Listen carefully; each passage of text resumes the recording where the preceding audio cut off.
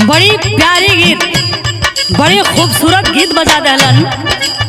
कोनो प्रेमी प्रेमिका एक दूसरे के हर एक अंग का बड़ाई करत हुवन। कैसे?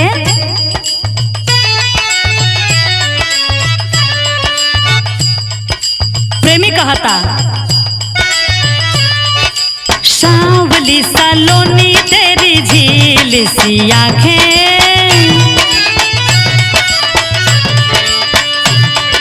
सांवली सलोनी तेरी झील सी आंखें, इनमें न जाने कहाँ खो गया है मेरा दिल। सांवली सलोनी तेरी जाने कहाँ खो गया है मेरा दिल। सांवली सलोनी तेरी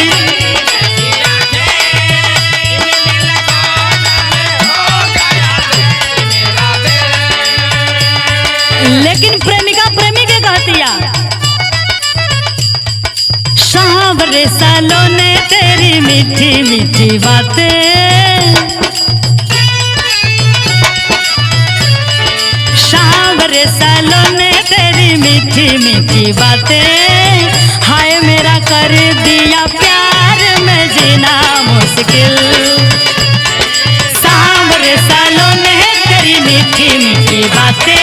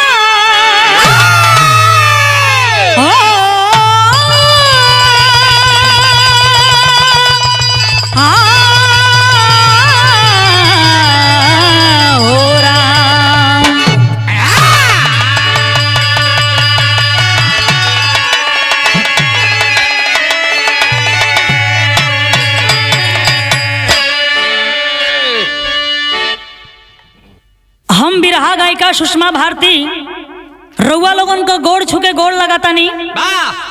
ई रिकॉर्डिंग मन्नत स्टूडियो कोलघाट आजमगढ़ के सौजन्य से आप लोगन के बीच में जा रहल बा। हमें आशा ना पूरी विश्वास बा कि आप लोगन के जरूर ई बिरहा पसंद आई। भूमिका के लाइन में कहना बा,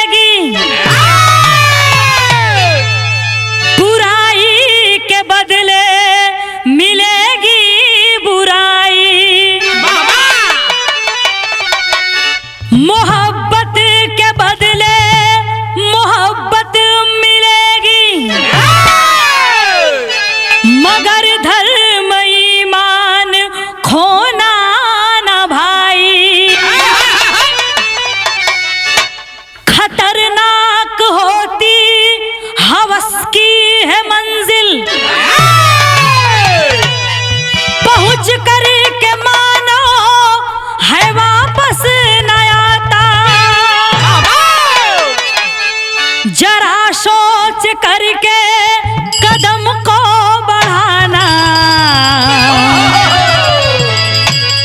करनी का फल सबको देते विधाता।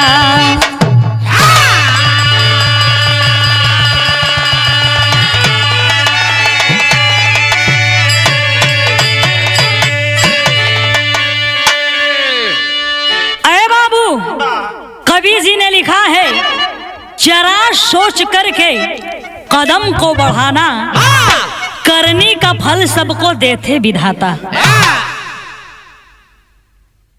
जे जैसन करी वैसन भरी, ओके वैसन फल मिली मिली फल। ए लिए इंसान के हमेशा फर्ज, धर्म और कर्म का ख्याल करे के चाहिए।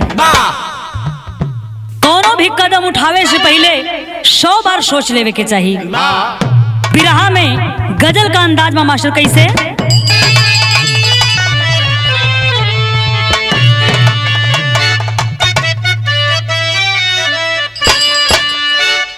आए उरू से अजल आ गए सब मगर, आए उरू से अजल आ गए सब मगर,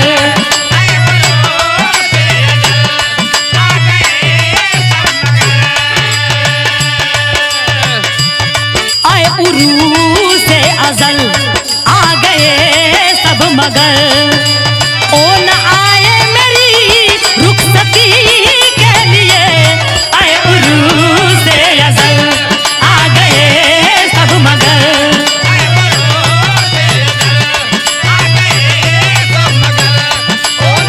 आए मेरी रुखसती के लिए, आए उरू से अजल आ गए सब मगर,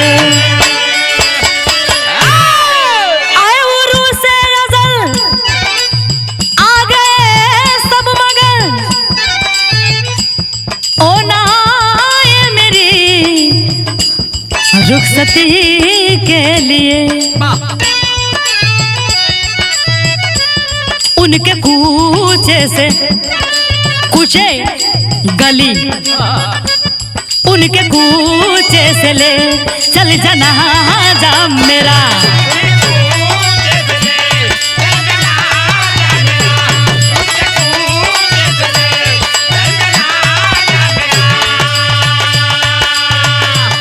उनके कूचे से ले चल जनाजा मेरा, जान दी मैंने जिनकी खुशी के लिए, उनके कूचे से ले चल जनाजा मेरा,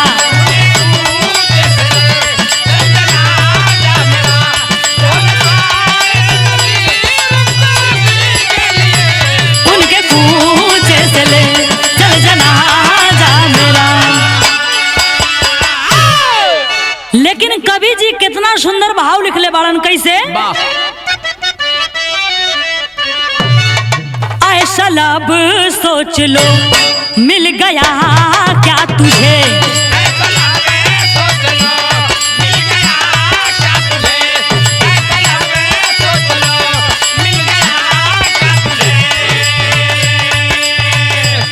ऐसा लब सोच लो मिल गया क्या तुझे, जान दे करके ऐसी क्षमा के लिए, ऐसा लब सोच लो मिल गया क्या तुझे,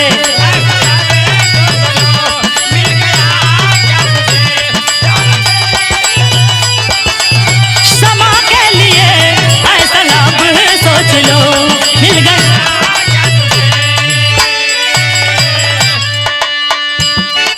ऐसा लब सोच लो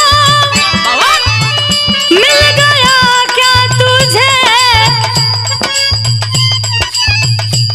जान दे करके ऐसी क्षमा के लिए, जान देता कोई फर्ज पर है अगर, जान देता कोई फर्ज पर है अगर, जान देता कोई फर्ज पर है अगर, सर झुकाते सभी अर्चना के लिए, जान देता कोई फर्ज पर है अगर, सर झुकाते सभी अर्चना के लिए, जान देते सभी फर्ज पर है अगर। यही से बाबू कहानी का शुरुआत होत बा शेर में लाइन लगल, कैसे?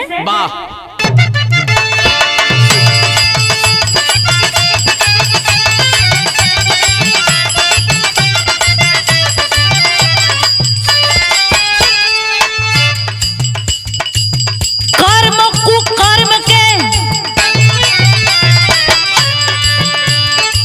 कर्म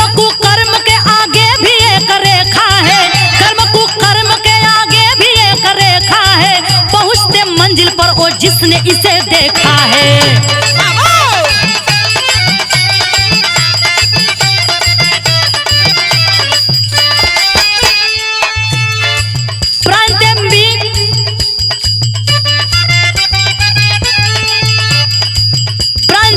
के जिला मालवा से बात मिली,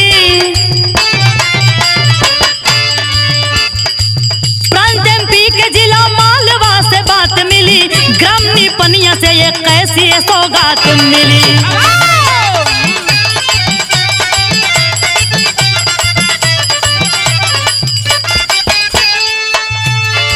नूर मोहम्मद के घर प्यारी दुल्हनिया आई, समय के साथ 4 सुवन जो है जन्माई।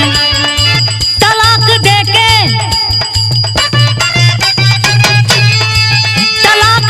शादी दूसरी रचाया है, तलाक देके शादी दूसरी रचाया है, 3 बच्चों के साथ घर से फिर भगाया है।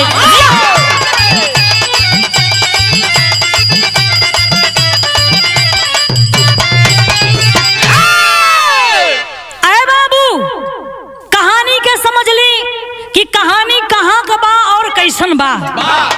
मध्य प्रदेश में मालवा जिला के निपनिया गांव का रहे वाला नूर मोहम्मद का शादी जब भइल तो धीरे धीरे 4 बच्चा पैदा भइलन। आ 4 बच्चा पैदा भइले के बाद पत्नी को तलाक दे दिया। तलाक देकर फिर दूसरी शादी रचाया। दूसर की औरत से भी 3 बच्चा पैदा भइलन। 3 बच्चा पैदा भइले के बाद वहू के तलाक दे के घर से भगा देहलस। अब 4 बच्चा लेके पहिल की कहीं चली गई और 3 बच्चा लेके दूसर कियो कहीं चली गई। तो भइल का तर्ज बदल गई।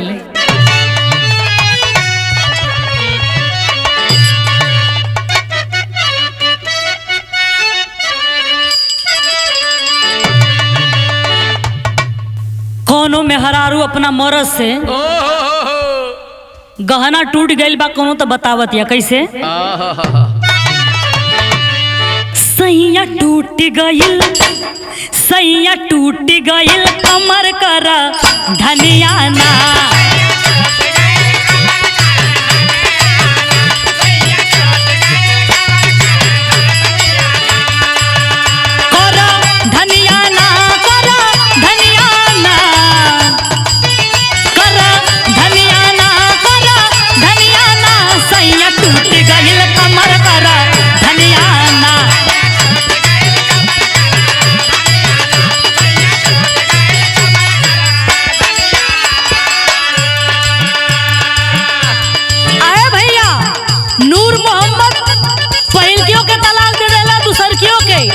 तिसरकी के लेके आइल बात तो भइल का घर में आई गइल,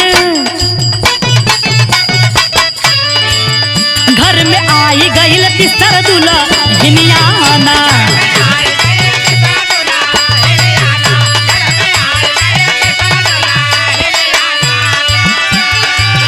दुल्हनिया ना हो दुल्हनिया ना, दुल्हनिया ना दुल्हनिया ना, घर में आई गइल तिसर दुल्हनिया ना।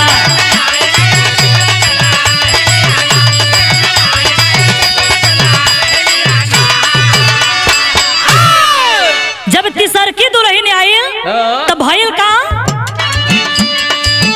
अमवा बबुर गइल लागत कोरवा हो लागत कोरवा।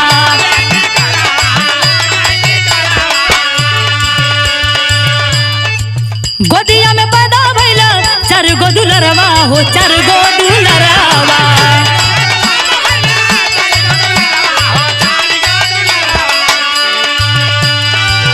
लॉकडाउन में बढ़ल परेशानियां ना, लॉकडाउन में बढ़ल परेशानियां ना, घर में आई गइल तिसर दुल्हनिया ना।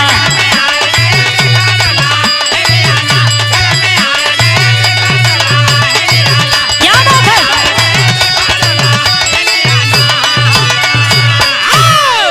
ए भैया 2 दुई पत्नी के तलाक देने के बाद तीसर की शादी रानी नाम के लड़की से रचौला।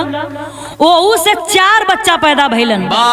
तीनों का कुल मिला के 11 बच्चन का बाप नूर मोहम्मद हो गए।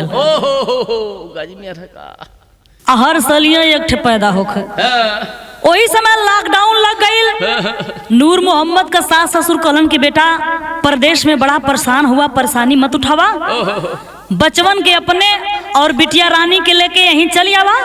जब लॉकडाउन खत्म हो जाई ता वापस चल जाई। हाँ आए बाबू नूर मोहम्मद अपने परिवार के लेके ससुराल में पहुंचलन। जब 2-4 दिन बीतल बा तब भइल का तर्ज बदल गई।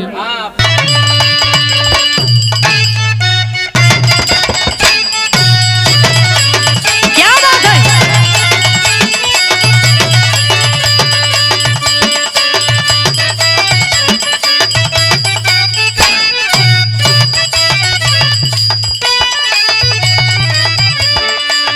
देखी ये हमरे एल्बम का गीत बा। कोनो मेहरारू से ओकर मर्द बेमतलबो का सटल चाहता। खोज गई न मेहरारू ये परवीर जी। तब कहत या का कहे पट्टा गरिया दे देबा, पट्टा गरिया दे देबा, सटे न देब पहजना।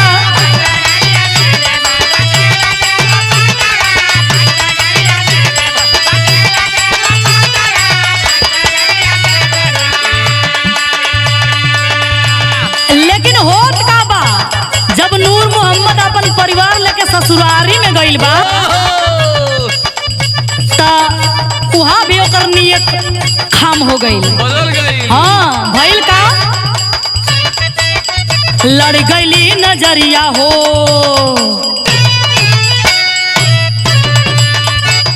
लड़ गईली नजरिया हो, साली से ससुरारी में लड़ गईली नजरिया हो।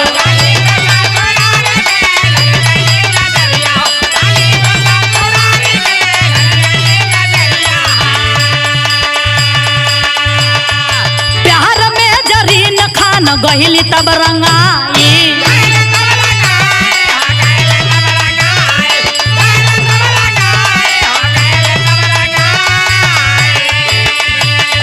चोरी चोरी जीजा साली काट खूब मलाई।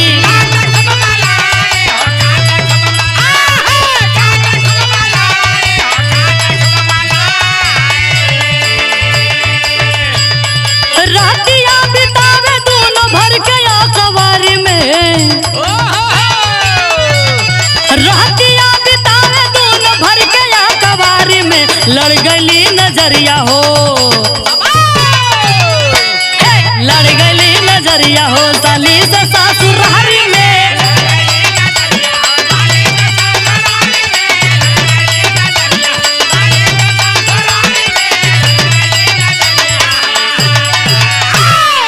ए भैया नूर मोहम्मद का साली जरीन खान और नूर मोहम्मद दोनों का गाड़ी बिना पटरी का दौड़े लागल।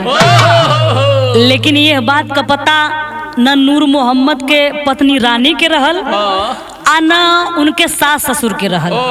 चोरी चोरी पूरा लॉकडाउन भर दोनों ठौर खूब एक्का बोक्का 3 तिलोक्का खेलन। लॉकडाउन खत्म भइल, अपने अपने घरे गइलन लोग। मास्क लगा के इधर ससुरार में होत का बा। यहाँ कवि जी बड़ी पुरान तर्ज लिखले हुन, थोड़ा सा ओके अपने अंदाज में ढाल दिले हुन। कैसे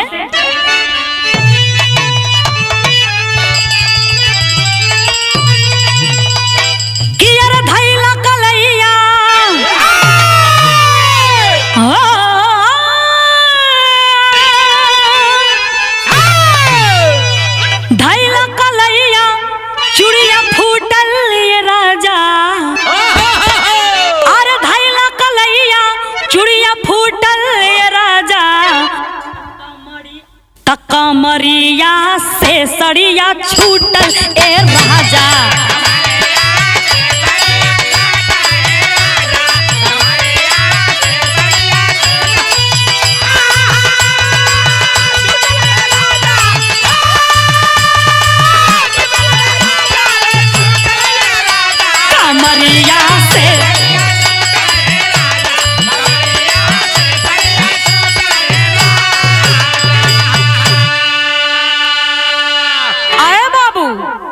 जब लोग अपने अपने घरे आ गईलन तो वहां ससुरारी में होत का बा कि यार साली का शादी रचाइल ये भैया, साली का शादी रचाइल ये भैया, सुहागरतिया जब आइल ये भैया।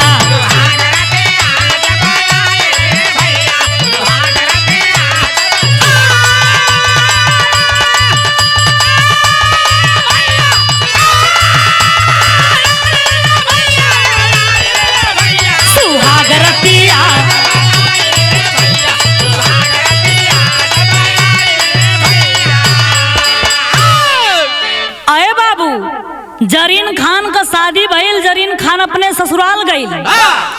ओकरे पति का नाम रहल सुहेल खान। आ जब सुहेल खान सेज पर पहुंचल सुहाग के, तब भइल का कि अरे अइल सुहेल खान जब की सेजरिया,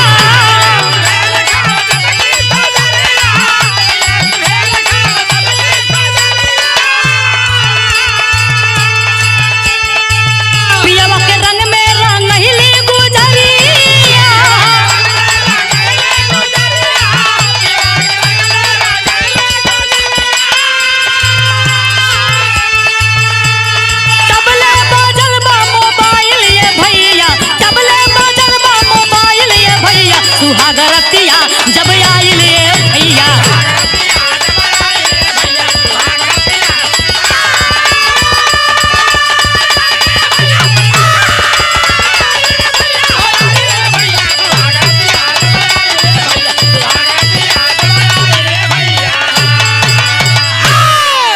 ए भैया, जब जरीन खान और सुहेल खान सुहाग सेज पर गैलन मिलन होखे लगल, तो देखा शादी के पहले से दोनों सपना सजौले रहलन।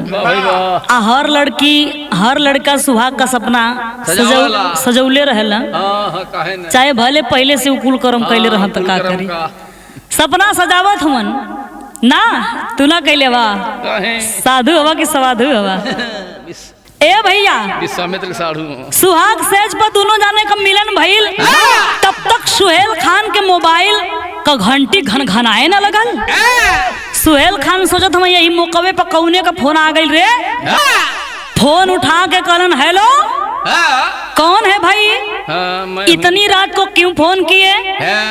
तले उधर से आवाज आई, मैं कौन हूँ ये जानने की कोशिश मत करना, लेकिन मेरी एक बात बड़े ध्यान से सुनना। कौन बात बतौले? बात तेरी में भाव लगल।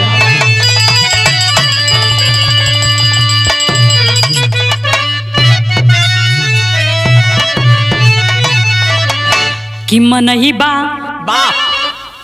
बा जब सुहाग रतिया सावरी हो, मनही बा जो सुहाग रतिया, गोली चली सेज पर जिंदा न बची पैबा।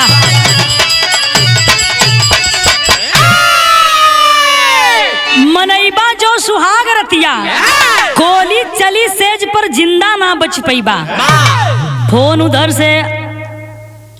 से फोन पर वो अनजान शख्स का आवाज रहल, कहता शादी तो कर लिए, लेकिन उस लड़की के शरीर पर हाथ मत लगाना, उसे छूना मत, नहीं तो सुहाग पर ही गोली चल जाएगी। सुहेल खान कहना, अरे भैया ये कौन गुंडई हो, शादी बियाह छुआई छावे खातिर न होला, इतनी रुपया पैसा एक खातिर लगल है, काहे के कुल धमकी देत होगा। तल फिर और से बोला कि जरीन खान के सर से लेके पांव तक कहां कहां निशान है और शरीर पर कहां कहां तिल है, कहो तो मैं सब बता दूं।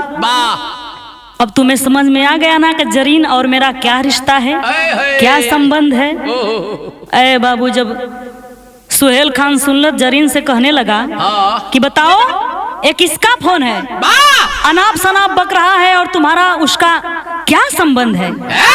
तब जरीन खान नंबर देखला तो पहचान गई, कल अरे ये तो हमारे जीजा का नंबर बा। कल स्वामी ये हमरे जीजा का नंबर बा और सच्चाई जान के हो सकेला आप हमके माफ ना करबा, लेकिन आप हमार पति बन चुकल हुआ, ए लिए हम आपके सब सच्चाई बता देते हैं, कुछ ना छुपाई। का बतौले बा, तर्ज बदल गई।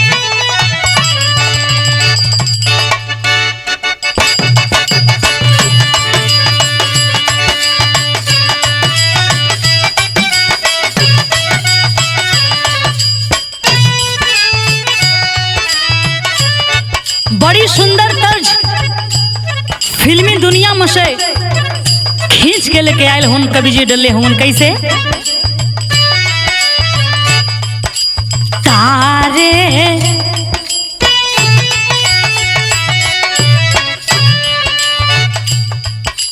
तारे तारे कितने नील गगन के तारे, तारे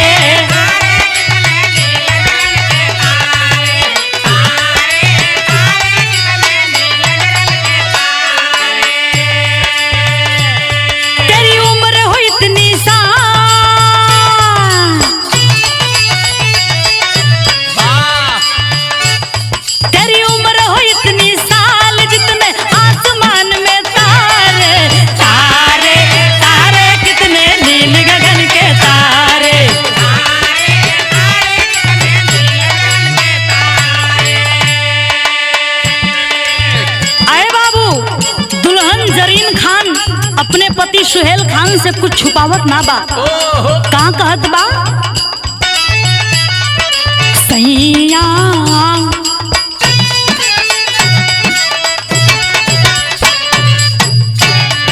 सैया सैया हमसे भूल हो गई, सैया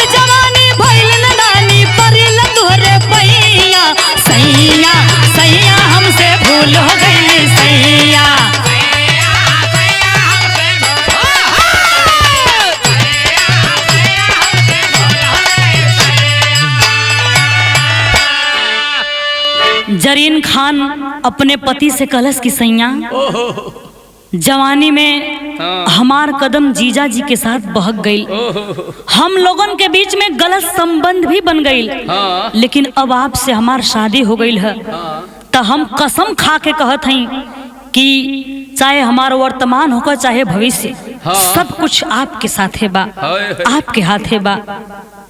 अगर आप हमके अपने घर में नौकरानी भी बना के रखबा तो मंजूर है, लेकिन हम आपसे दूरे ना जाए। अगर आप फांसी भी देहल चाहबा तो हम खुशी खुशी फांसी चूम ले, लेकिन हमके माफ कर दा और हम आप ही के साथ ही रहब। आए बाबू, जब इतनी बात सुहेल खान सुनलन, 5 मिनट के बाद सोचला विचरला के बाद कहलन कि अगर मैं तुम्हें तलाक देकर किसी दूसरे लड़की से शादी कर लूं तो कौन गारंटी है कि वो भी दूध की धूली ही आएगी। पिछली बातों को भूल जाओ और फिर से इस जिंदगी को जीने की नई शुरुआत करो। इतना बात सुन के फफक के जरीन खान रोवे लगल और अपने पति सुहेल खान के गले से लग के कहलस कि स्वामी आप महान हवा, हर औरत के अगर आप जैसन पति मिले तो का पूछे के बा। अरे बाबू, रात बीतल सवेर भइल, सुहेल खान जरीन खान के जीजा नूर मोहम्मद के घरे पहुंचलन, यानी अपने साढ़ू भाई के यहाँ पहुंचलन और पहुंच के कहलन का पद में भाव लगल। साढ़ू को अपने सुहेल खान, साढ़ू को अपने सुहेल खान घर जाकर के समझाया है, भूल पास्ट को प्रेजेंट में अब जीना है बतलाया है। तब नूर मोहम्मद बोल पड़ा, अरे तब नूर मोहम्मद बोल पड़ा, मैं जरीन खान पर मरता हूँ, वह मेरी है तो मेरी है, मैं किसी और से भी ना डरता हूँ। सवेरा भइल, सुहेल खान चल देलन अपने साड़ू के घरे। हाँ नूर मोहम्मद साहब के घरे पहुंचलन। हाँ ये नूर मोहम्मद। आ जब नूर मोहम्मद के घरे पहुंचलन, उनकर पत्नी रानी देखलस तो बड़ा खुश भइल कि आज हमरे बहन के पति हमरे घरे आयल हुवन। चाय पानी नाश्ता करौलस आ कहलस कि दोनों साड़ू अपने में बतियावा, तनी हम खाना पीना का प्रबंध कर लें। आए बाबू अकेल पाई के नूर मोहम्मद के सुहेल खान कहे लगलन कि साड़ू भैया आप हमसे बड़ा हवा, हमसे समझदार हवा, तोर सम्मान करत हई। हम इतना कहब कि जवन बीत गई लोग के भूल जा, क्योंकि हम लोग रिश्तों की डोर में बंध चुके हैं। जरीन और मैं रिश्तों की डोर में बंध चुके हैं, अब आप बीच में मत आइए। ये बात के खाली हम तुम आ जरीना जानत हई, चौथा केहू जान न पावा। अब से नई जिंदगी का शुरुआत होकर जब इतनी बात सुनलस नूर मोहम्मद कलस मैं कुछ नहीं जानता, जरीन खान सिर्फ मेरी है तो मेरी ही रहेगी। अरे बाबू कहला उसके लिए मैं किसी भी रिश्ते को आग लगा सकता हूँ। सुहेल खान कहला कि नहीं समझ में आ रहा है। हाँ तो आ जाई। मैं समझा के जा रहा हूँ, अगर नहीं समझ में आएगा तो आप जानिएगा, आपका काम जानेगा। ए बाबू तो चल दहले बा। धीरे धीरे 6 महीना का दिन बीतल तो सुहेल खान के घर में एक खुशहाली आयल। कौन खुशहाली आयल? पापड़ में भाव लगल।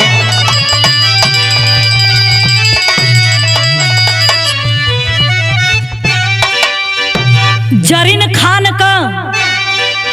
खान का रहली गोद भराई आई नैहर में। अरे जरीन खान का रहली गोद भराई आई नैहर में, चली है रानी पीहर में हरसाई आई नैहर में।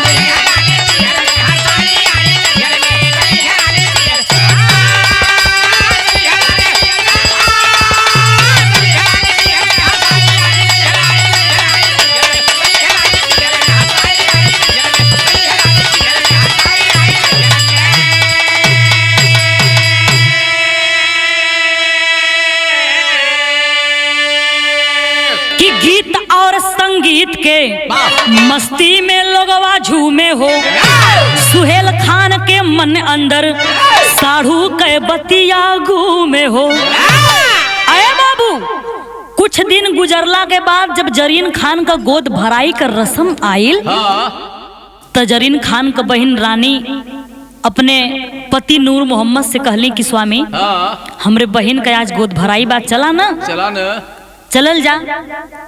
नूर मोहम्मद कलन हमार मन ना करत है, तू लोग चल जा। अरे बाबू रानी का कले अपने चारों बचवन के लेके नैहर पहुंच गई। इधर नूर मोहम्मद लगातार सुहेल के फोन पर गाली गलौच बकाता धमकी देता। कहला कि मैंने मना किया था ना कि जरीन को छूना मत, और तुम उसे इस कंडीशन में पहुंचा दिए, अब पक्का तुम्हारी मौत होगी। बाबूजी इधर गोद भराई का रस्म पूरी होत बा, सब लोग गीत गाना में मस्त बा, लेकिन सुहेल खान के दिमाग में बार बार नूर मोहम्मद का बात घूमत बा। सोचा था कि ये तो मेरी जिंदगी नर्क बना दिया। कुछ देर सोचला विचरला के बाद सुहेल खान एक फैसला ले बा। कौन फैसला लेला? अरे अर्धरात्र में खंजर चला छिपाई आई नैहर में। हो अर्धरात्र में खंजर चला छिपाई आई नैहर में, नूर मोहम्मद सोया था अलसाई आई नैहर में।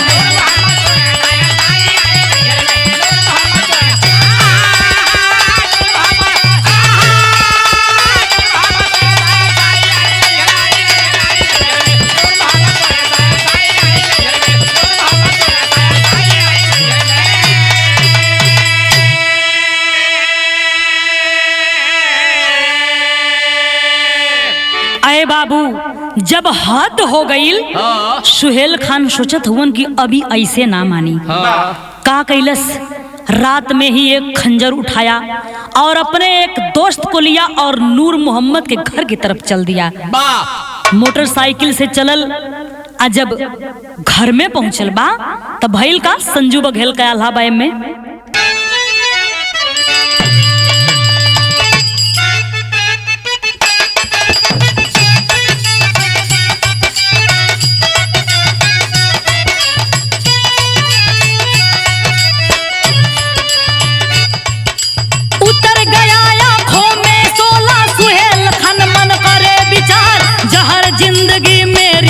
दी। इसे न जीने का अधिकार, तान तान के खंजर मारा, बहने लगी लहू की धार, टुकड़ों टुकड़ों में कर डाला, मार के ताला हुआ फरार, टुकड़ों टुकड़ों में कर डाला, मार के ताला हुआ फरार, टुकड़ों टुकड़ों में कर डाला। अरे बाबू, पहुंचकर सुहेल खान नूर मोहम्मद के ऊपर तब तक धारदार हथियार चलाता रहा जब तक कि उसके कई टुकड़े टुकड़े नहीं हो गए और बाहर से ताला लगाकर दोनों दोस्त फरार हुए। और बिहान भर भैल का दूसरा आल्हा का लाइन लगल।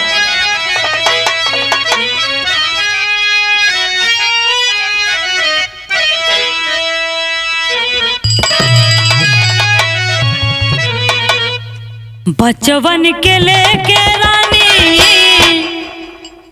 बचवन के लेके रानी अहिली जब भवनवा भैया,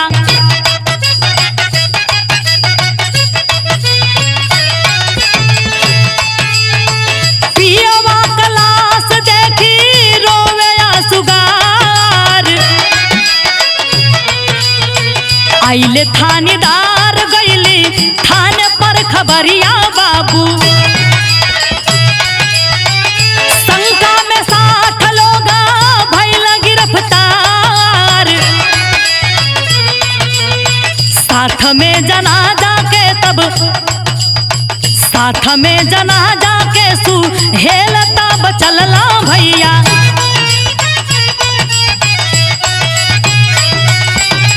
सथवा में रही के, सथवा में रही के कैला अंतिम संस्कार, एसपी राकेश चार टोली तब बनवला बाबू,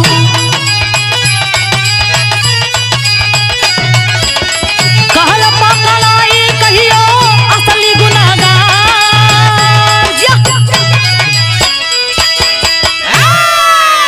अरे बाबू, रानी अपने बचवन के लेके घरे अली और जब दरवाजा खोला थी तो देखा थी कि पति का लाश पड़ल बा, वो टुकड़ों में बाबू, छाती पीट पीट के रानी रोवे लगल। जब ई खबर पास पड़ोस से लेकर गांव जवार यानी चारों तरफ फैलल, और जब ई खबर पुलिस के लगल, कातिल का पता लगावत हूँ लेकिन कातिल का कहीं पता ना चलत बा। तब नूर मोहम्मद का जितना नात रिश्तेदार सगी संबंधी रहलन सबकर कॉल डिटेल निकलवलन। आ जब कॉल डिटेल निकलल तो सुहेल खान का सच्चाई सबके सामने आ गई और सुहेल खान वहीं सारी सच्चाई पुलिस वालों के सामने बता दिया। जब सारी सच्चाई पुलिस वाले जानलन तो कहलन, सुहेल तुमने काम तो बहुत अच्छा किया है लेकिन कानून है कि मानता नहीं, तूने जैसे को तैसा सजा दिया है।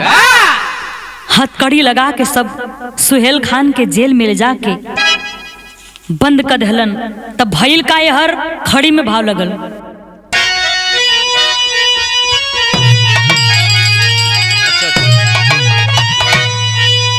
दोनों बहन रोवे, दोनों बहन के जरीन खान और जरीन खान का बड़ी बहन रानी, दोनों बहन जब इस सच्चाई जलनी तो अपने आप के कोसत हई। का कहत हई? दोनों बहन रोवे आवे ना मुँह से बतिया, अरे दोनों बहन रोवे तो जेल के अंदर सुहेल खान का बीते रतिया, अरे जेल के अंदर सुहेल खान का बीते रतिया, अब ना केहू पर भरोसा पीरा ले छतिया।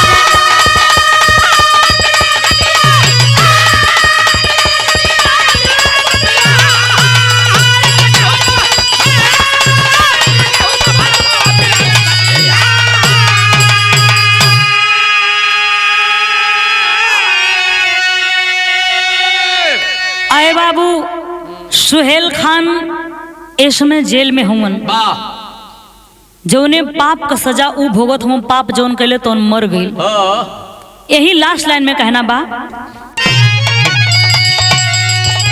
कि गुरु बिहारी गुरु गणेश रिश्ते की डोर निभाना। कवि चंद्रिका रामदेव ना कर्म करो मन माना।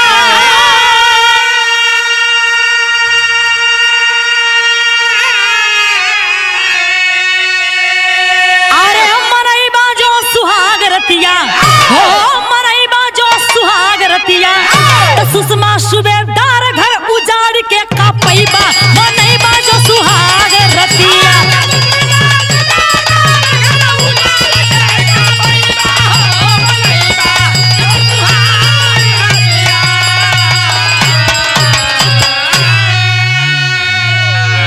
बहुत बहुत धन्यवाद साथियों।